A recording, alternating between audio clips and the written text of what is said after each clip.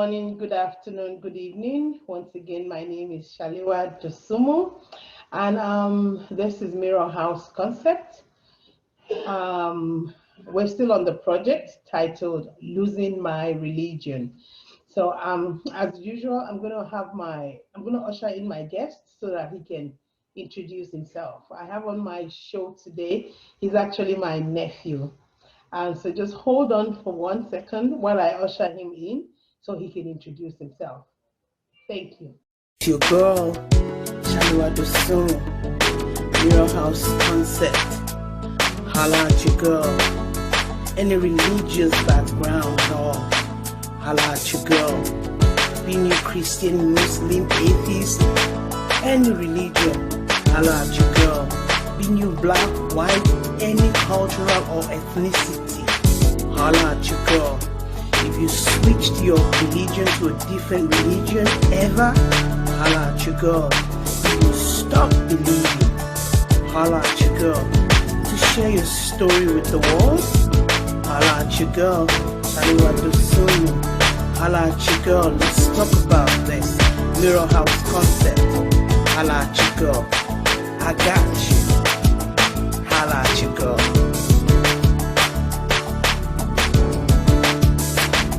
Okay, so I just wanted to give us just a little bit background about your history concerning religion, like the church you went to as a kid, where you are now. A little bit of background concerning your religion. Yeah, I think my religious journey has been really fluid. Like the earliest age, I remember us going to CAC, the earliest church I remember us going to. Mm-hmm. Then we were introduced to Celestial Church of Christ, was a white garment church in Nigeria.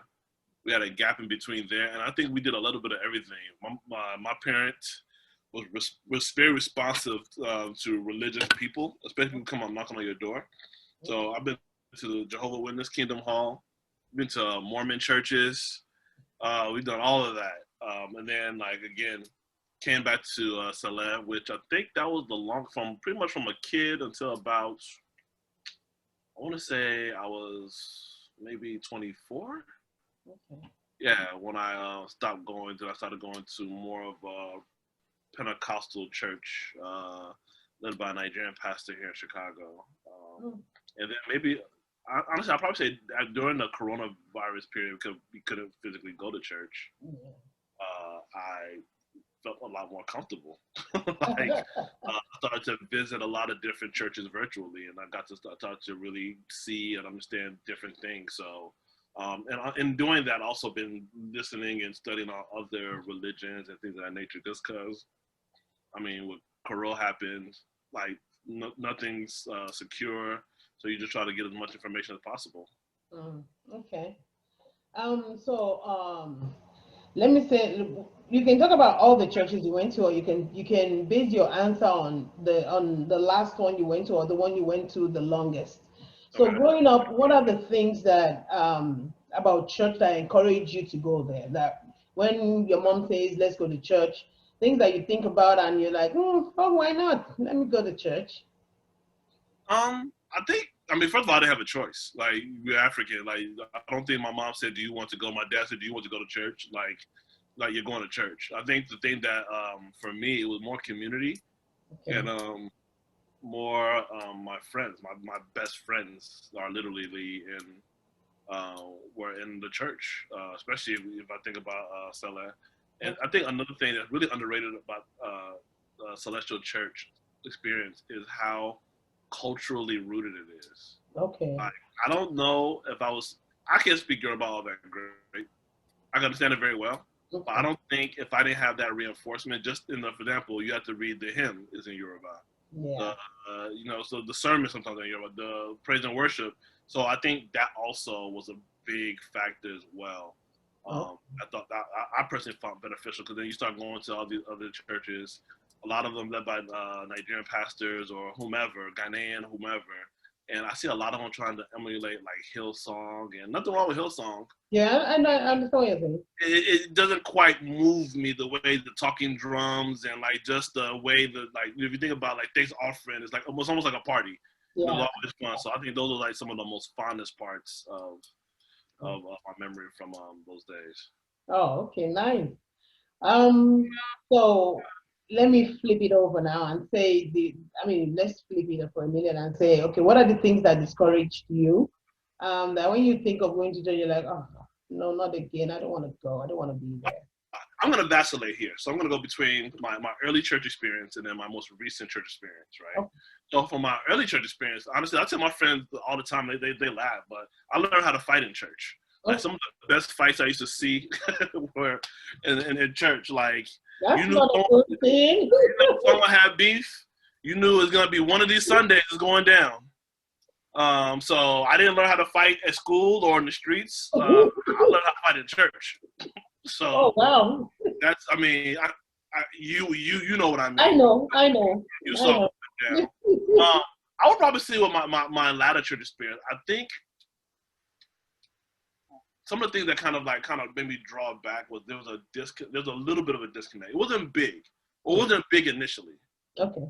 From what I felt church was and what I felt community was. Okay. And we could take this summer with the George Floyd and what happened with George Floyd, right? Like previous to then, I mean, there was really no conversation about my entire identity. Okay. And how that fits into the quote unquote body of Christ, right? I felt that there was a cultural stripping away or just a separate. I couldn't be my full self. Okay. I had to be my church self here, and I had to be my self in the community. Exactly. And honestly, as older you get, the more you're like, everything's not gonna be for you. You're not gonna be one way, another place. Like this is what it is. You like it or leave it alone. Mm-hmm. So I felt that there was a bit of disconnect, and then also hints of intolerance. Okay. And I say that from the standpoint of course, my family background. I mean, half my family is Muslim. And I can't, no matter what, I can't, separate that fact that half my family is Muslim. And then you start hearing people make comments about Muslims. And then when you hear some of my Muslim family hear about Christians, I'm like, okay, so it's like a circular firing squad, right? Like, okay, which one of y'all going to hell? Like, because everyone is like saying, so like, you know what I'm saying? Exactly, this one, they don't do this one, they don't do that. So there's all this, like, judgment. I think one of the moments that stood out for me one particular time was I used to be very, very involved, specifically in protocol. So when new pastors would come in or guest pastors, I would be, driving around town, getting to where they got to go, all sort of stuff. So we were driving to church and we were passing by a mosque. Okay. And the pastor literally cursed the mosque. And I'm like, is that necessary? Like, I'm thinking, I mean, the way I understand, at least Jesus to be, is love. Yeah. If it's not for you, that doesn't mean that's something you have to curse. Like, it's not by force. Like, okay, and people are going to be converted to your ways by the way you act, not necessarily because you feel like you have the right answer. And that just always stuck out for me.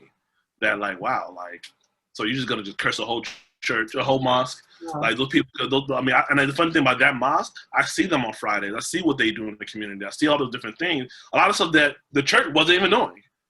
So that just kind of made me kind of like pause a little bit. And I remember just having conversations about about Donald Trump, and he's for Christians, and everybody's so pro Donald Trump because they feel that he's for their quote unquote values. And I don't believe that. Again, I can't separate my church being and how I exist as a Black African man in the U.S.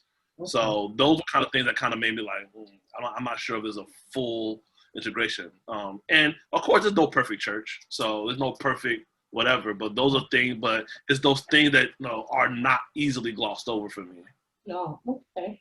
So, where do you think? Let me follow that you respond in that to that question. So, where do you think you fit in the most? Is it when you're within the community with your friends, or do you think when you're within the church environment? I think I fit in more in the community.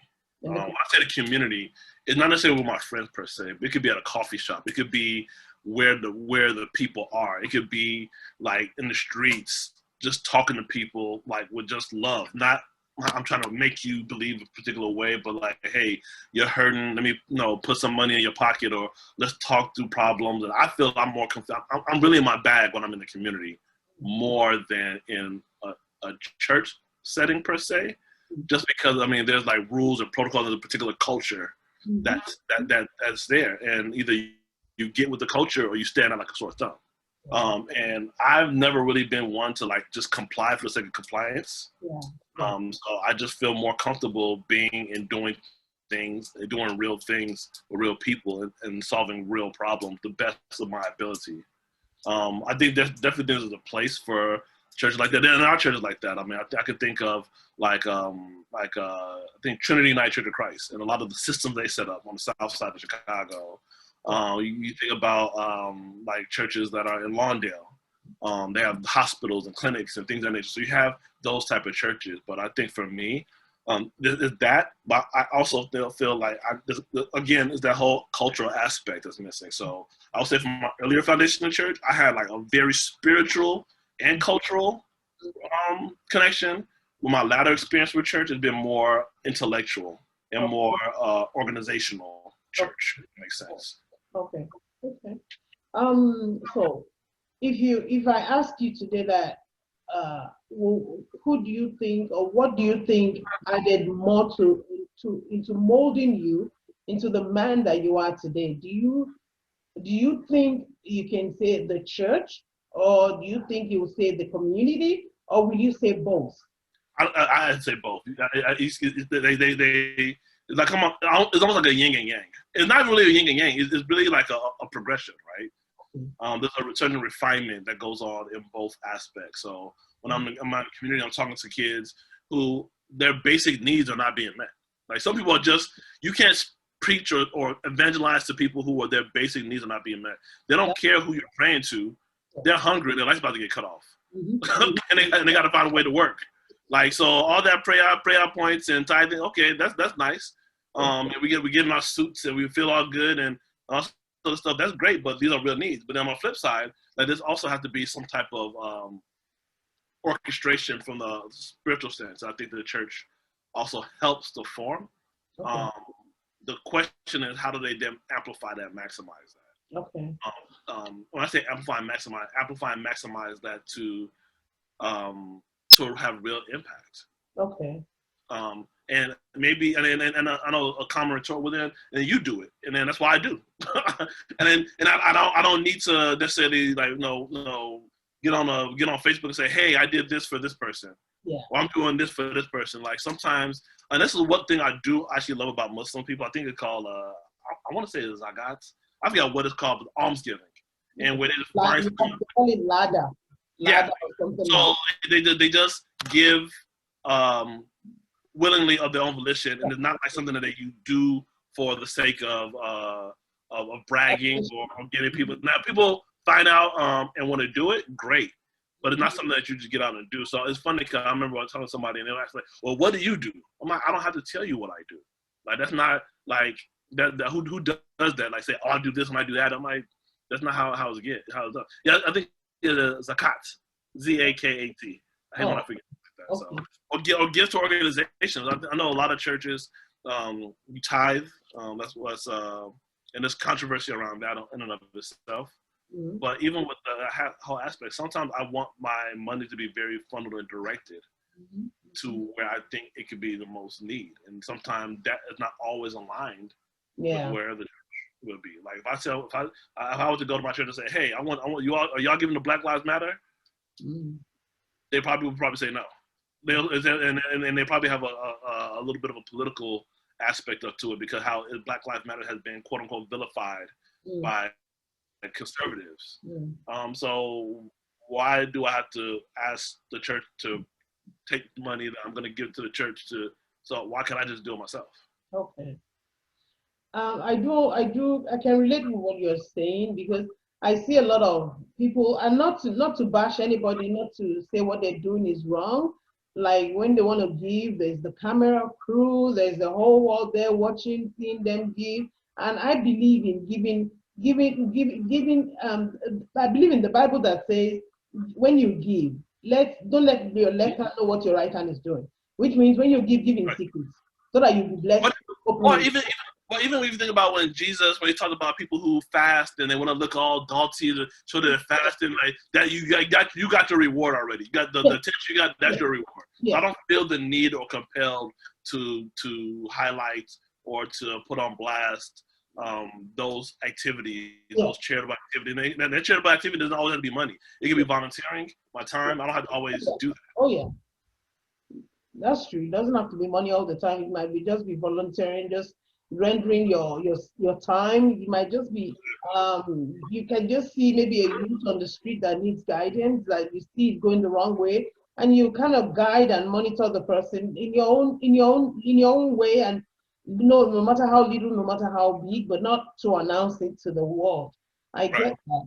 And so, in other words, what you're saying is, do you think the church, right now I'm really talking about African churches, not just not the whole church in general, but let me narrow it down and say African churches. Do you think they need to do more of community work to get more involved within their community than I think before they can get involved in the community, they have to understand the community they serve and the community they reside in. Okay. A lot of these African churches come in with a prescription without a diagnosis or a necessity.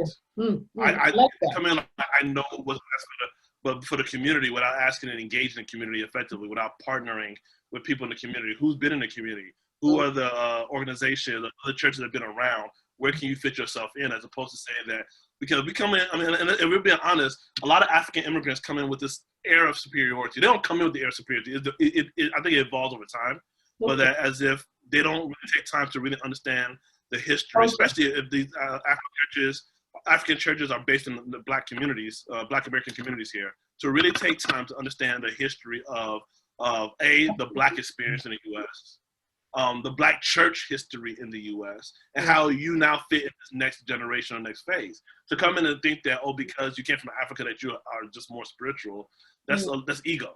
Yeah. And then when you see a lot of these churches, you see people come from all over the suburbs and all the parts of the city, come to the church and they leave.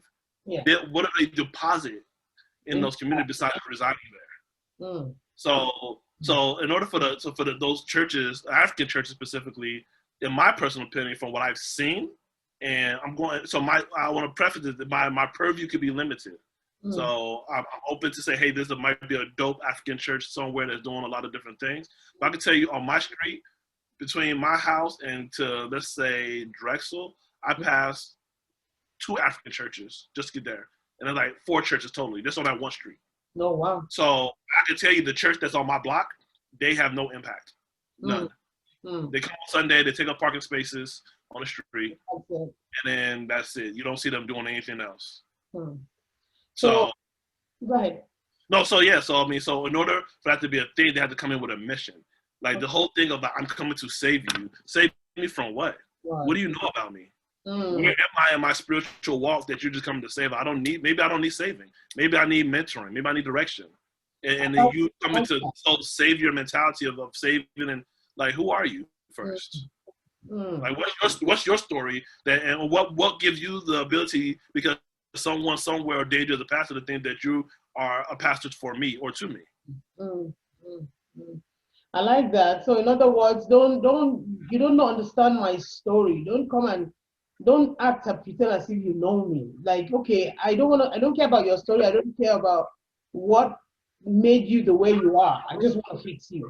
And the thing is, if you don't understand the root of the problem, there's no way you can help or fix the person. What qualifies you? I mean, it doesn't happen. And what part of your experience can you relate to mine? To mine. Because if we talk about growing up on the south side of Chicago, that's very different than growing up in Nigeria. Yeah, there's poverty, but it's a different type of thing. Yeah. It might not be the same type of thing. So for you to just say, because we were both poor, we grew up in a tough environment, doesn't give you, that's not enough of a qualifier, so to speak, for you to say that, you have enough to build a relationship. And just generally speaking, who wants to, even if you're talking about just dating a romantic relationship, who wants to date someone that's quote unquote coming to fix you? Usually when people get married or have relationships, like, I get to know you, I know you're we know each other, and then we decide, okay, we can build together. It's never been, I haven't seen it. Maybe there are relationships out there where people say, oh, I see you, woman, I'm gonna come and save and make you a better woman. Like, I don't know who would like respond to that like in today's setting. Yeah. Oh, that's actually that's true. That's really true. Another question. So I can say those are the things that would have inspired you if they had things like that, right? I think we're having a little bit of technical difficulty. Okay, so growing up, can you tell me who can you say is a was your role model? Like who? For me, can you hear me? Hello? I can hear you now. Hello? I can hear you now. Okay. Yeah, so for me, you'd be surprised about my typical answer, but I think it was my grandmother, Elijah. So like, she was the one that when my mom was working was making. Okay, go ahead. No, I'll say for me it was my grandmother. She lived with us for about a year in the U.S. But during that year, it was when I was like, I think it was like maybe like 8 or 9, maybe even going on 10. I can't remember exactly. Okay. But she was the one who made sure we got up and read the Bible and prayed and did all those different things and understood Psalm 23 and told us different prayers. But she was Muslim. So like she would just tell us different things about God and all these different things. So she was the first. I would say the second person was Uncle Femi. May his soul rest in peace. I remember one Christmas he gave me a Bible. I was kind of pissed off about it. And then I remember like that same Bible that he gave me was the Bible that I had all throughout college. And he was far from a perfect person, perfect being, but like, you know, you don't know sometimes when you're younger, like how instrumental some of those early interactions are. I would then probably say after that, Mr. Badmus. You know Mr. Badmus. Yes. He was one of my first, I would say my first mentor. Really took me under his wing. You know, he had 4 kids of his own. He took all the kids. Everybody was Mr. Badmus' kid. So and he was the first person who explained God. Like you can talk about it and be in church and listen, but he's the one that it really started to sink in the way he used to teach.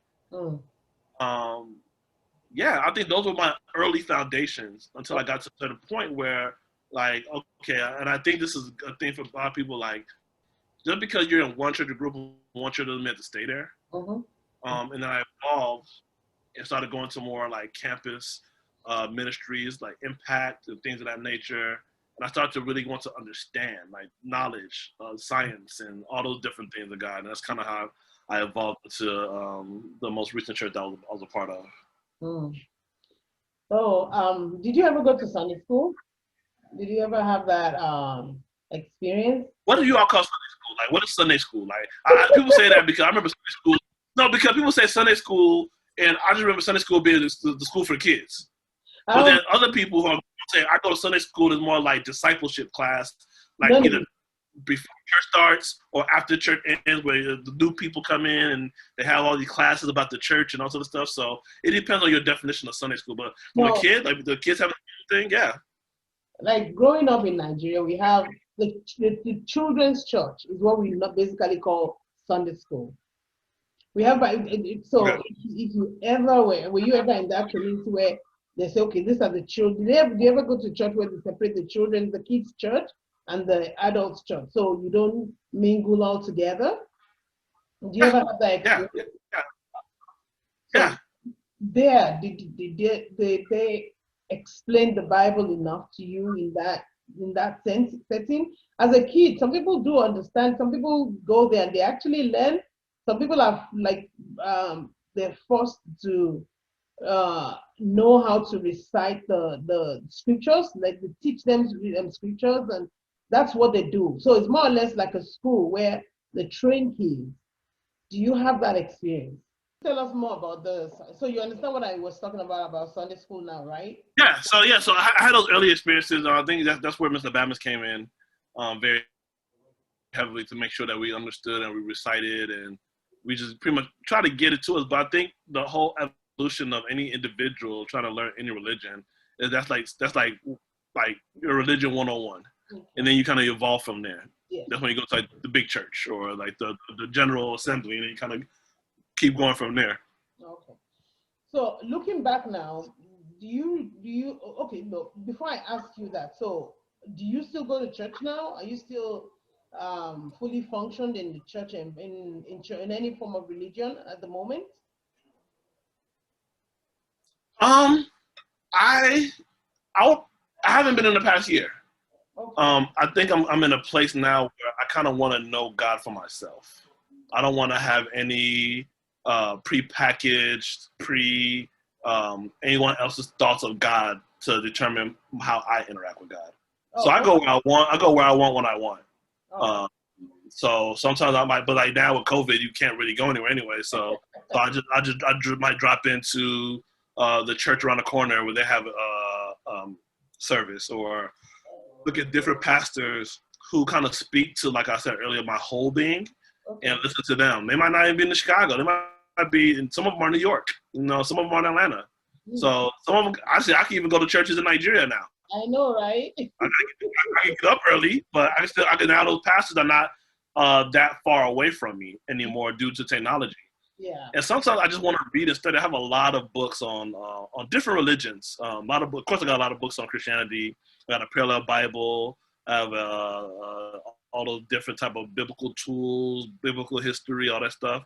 I also have a book on the Quran and Islam. I have a book on Ifa and African spirituality. I've been reading a lot more about those different things. So I just kind of I'm in a place now where, like, okay, I've gone to the aspect of as a kid, going through the spiritual, like the feeling God and feeling God's presence as an adult, and trying to understand God, understand the things of God, from like the mechanics and the technical structures of Christianity. And now I just want to know God, like real relationally, like know God. And I'm not sure if that's going to necessarily be in an organized religious setting or going to be in a church setting. It could be, but I'm not sure going forward where I am now that would necessarily be the place where I could accomplish that goal.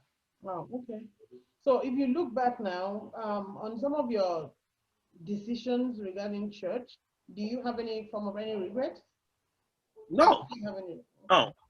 No, I haven't. I mean, I think these are stepping stones.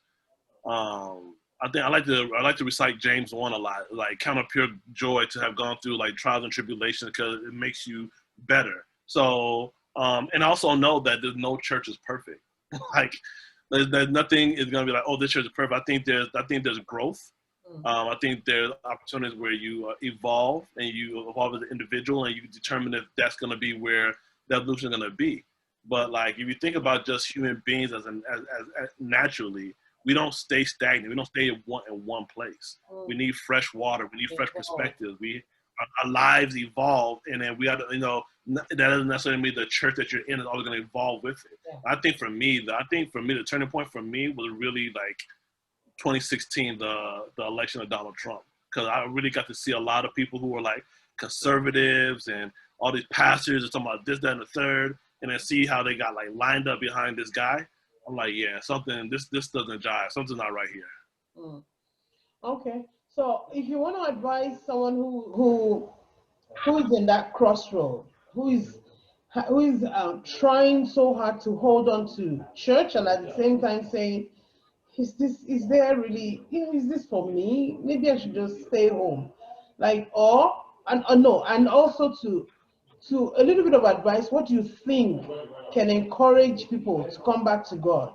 What do you think? And when I'm saying, I don't mean church by itself as a whole. I'm talking about church. I'm talking about the Muslims. I'm talking about Buddhists, whatever. Like, I always advise people that whatever works for you, hold on to it. So if you can advise and touch like a broad I want to say group of people, what would you like to say to them now?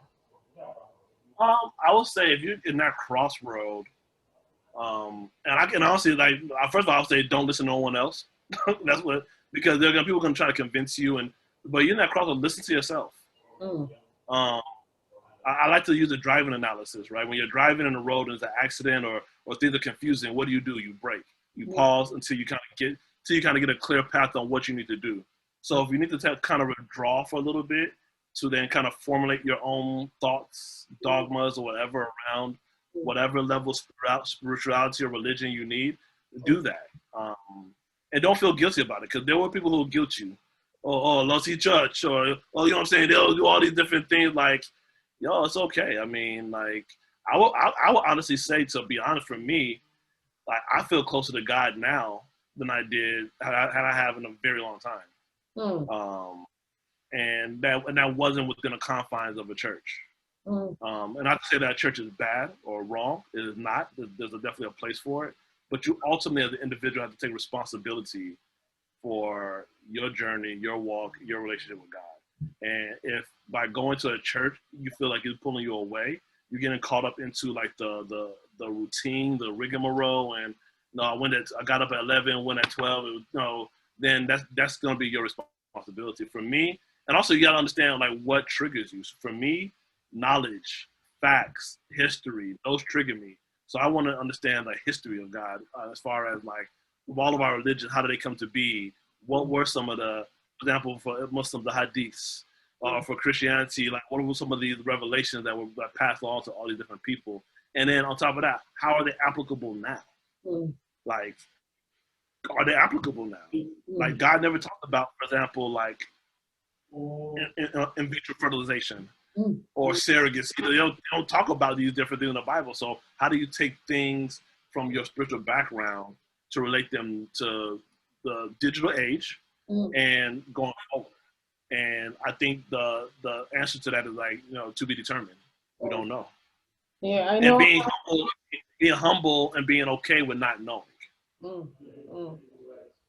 I like that. And growing up as an African myself, growing up in an African community, you realize that they use a lot of, when you have like psychological issues that need therapy, that need serious psychiatric evaluation, that people that need help, you cannot solve that with spirituality. You cannot, someone that is schizo, yeah, you can pray for the person, but there's a reason why God created doctors.